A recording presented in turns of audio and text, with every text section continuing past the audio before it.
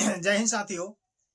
आज है रामनवमी और रामनवमी के शुभ अवसर पर हम कुछ घंटों पहले निकल चुके थे मंदिर और मंदिर में पूजन किए।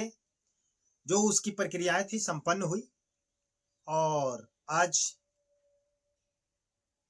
रामनवमी का त्यौहार है।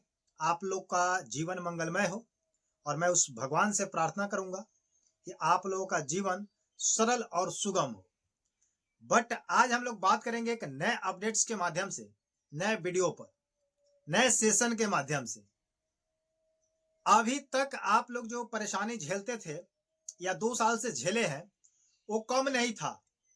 अब इसको छोड़ करके एक नया काम स्टार्ट होने जा रहा है।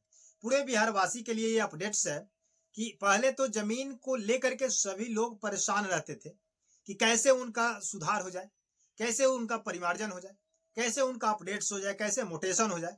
इन सभी चीजों को लेकर के जो आप परेशानी झेलते थे, ये परेशानी आपका पेंडिंग हो चुका, बैक चला गया और नए सिरे से, नए तरीके से नया काम, दूसरा काम चालू हो चुका है। अब जो आप लोग पिछले सालों से, 2 साल से जो आप लोग डॉक्यूमेंट की तैयारी करते थे, अब उस चीज को छोड़ करके एक नया योजना चालू की गई है और इस योजना के तहत आपको अब नए डॉक्यूमेंट्स वेरिफिकेशन कराना होगा। बहुत दिन पहले हम लोग वीडियो के माध्यम से बातचीत किए थे कि आपका मकान का सर्वे होगा और आपका जनगणना भी होगा। ये आप लोग को मेरे वीडियो के माध्यम से या किसी अन्य वीडियो के माध्यम से, कहीं भी किसी चैनल के माध्यम से देखे होंगे।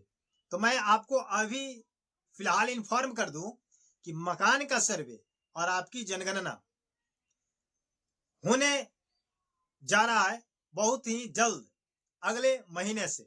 अब अगले महीने से किस तारीख से होने जा रहा है, इस चीज को लेकर के हम लोग खुलासा करेंगे।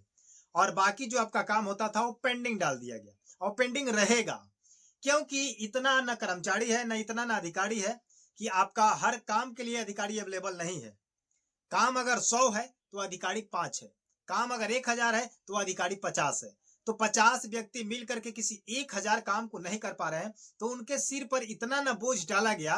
बोझ को लेकर ही आज तक बिहार भूमि राजस्व विभाग में आपका काम फंसता है, क्योंकि हर मंत्री, हर अधिकारी क्या करता है कि पर डे कुछ न कुछ नया अपडेट्स डाल देता है, कुछ नई जिम्मेदारी दे देता है। आज का जिम्मेदारी जो मिला उसको 5 दिन का समय दिया जाता है और 5 दिन में वो कंप्लीट नहीं हो पाता है और तब तक छठे दिन कोई नया अनाउंसमेंट हो जाता है, कोई नई प्रक्रिया चालू हो जाती है, कई नई योजना आ जाती है। उस योजना में सभी लोग फिर लग जाते हैं और आपका काम पेंडिंग पड़ जाता है और इसी के कारण आपका बिहार पीछे है और पिछड़ा है। मेन नजर यही है। चलिए वीडियो को स्टार्ट करते हैं, लेकिन आप लोगों से बस रिक्वेस्ट करेंगे कि आप हमारे चैनल पर अगर नए हैं तो चैनल को सब्सक्राइब करके वीडियो को लाइक कर दीजिएगा, वीडियो शेयर कर दीजिएगा। सबसे पहले बात कर लेते हैं जमीन सर्वे को लेकर के।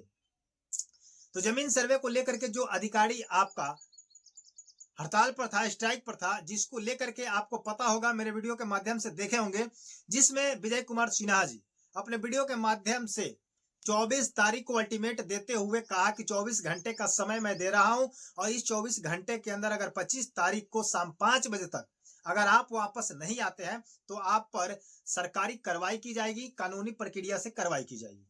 लेकिन अभी तक फिलहाल आपका ना कर्मचारी आया, ना अधिकारी आया, यानी कि सीओ।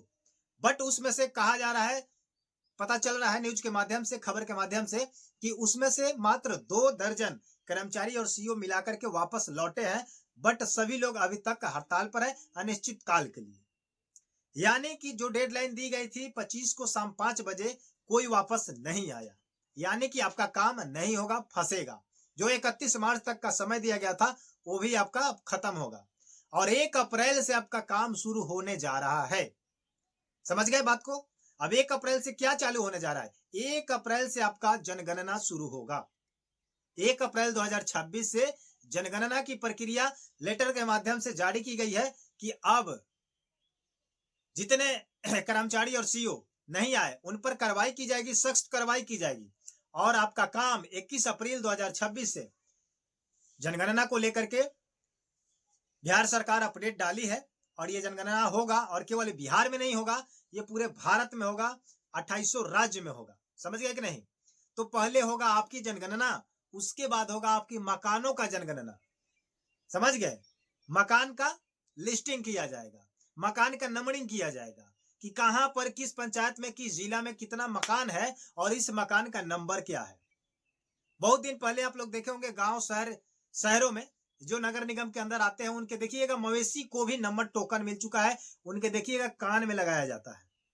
तो वैसे से आपके मकान का नंबर मिलेगा, कार्ड मिलेगा, आपका नंबर मकान वाला नंबर जो है अपडेट रहेगा ऑनलाइन के माध्यम से, और कहीं से आपके मकान की स्थिति को सर्च किया जा सकता है, उस पर क्या प्रक्रिया है क्या नहीं है।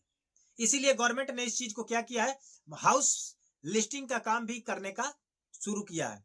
तो 26 तक आपका जनगणना हो जाएगा और 27 में जाकर के आपका हाउस लिस्टिंग का काम किया जाएगा। बट उसका डेट नहीं निकला हुआ है, लेकिन आपका कहे तो जनगणना का डेट आपका निकल चुका है, 1 अप्रैल से शुरू होने जा रहा है। तो आप जहां कहीं भी हो वहीं से आप जनगणना करा सकते हैं, अपने पूरे परिवार की जनगणना करा सकते हैं। उसमें आवश्यकता अनुसार आपसे डॉक्यूमेंट मांगी जाएगी, उस डॉक्यूमेंट को आप दे सकते हैं, दिखा सकते हैं। कुछ प्रश्न पूछे जाएंगे, करीब करीब आपसे 10-5 सवाल पूछे जाएंगे, उस सवालों का जवाब देना पड़ेगा जनगणना के हिसाब से कि आप कहाँ का रहने वाले हैं, कैसे यहाँ पर रह रहे हैं, आपके माने पूर्वज क्या थे, आपके खानदान क्या है। आपसे कुछ न कुछ जानकारी ली जाएगी, कहीं आप दूसरे देश के तो नहीं है, समझे कि नहीं, विदेशी तो नहीं है, ये सारा चीज जांच किया जाएगा।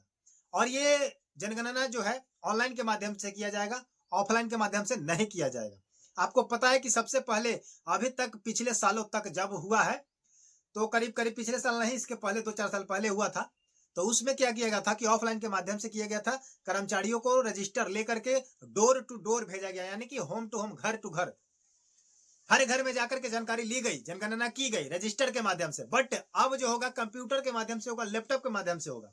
आपके दरवाजे पर कर्मचारी जाएंगे, लेकिन लैपटॉप लेकर के जाएंगे और डायरेक्ट ऑनलाइन आपका जनगणना होगी, और जो आप रिजल्ट अपना बताएंगे उस चीज को अपलोड वहीं पर कर दिया जाएगा नेट के माध्यम से। तो मैं उम्मीद करता हूं कि आप लोग सभी लोग समझ चुके होंगे कि अब सर्वे को थोड़ा पेंडिंग डाला जाए और जनगणना में थोड़ा सा पारदर्शी लाया जाए, जनगणना में सभी लोग एक्टिव हो जाए। मिलते हैं नए वीडियो के साथ, नए अपडेट के साथ, जैसा फिर जानकारी आएगा लेकर के उपस्थित रहेंगे। धन्यवाद।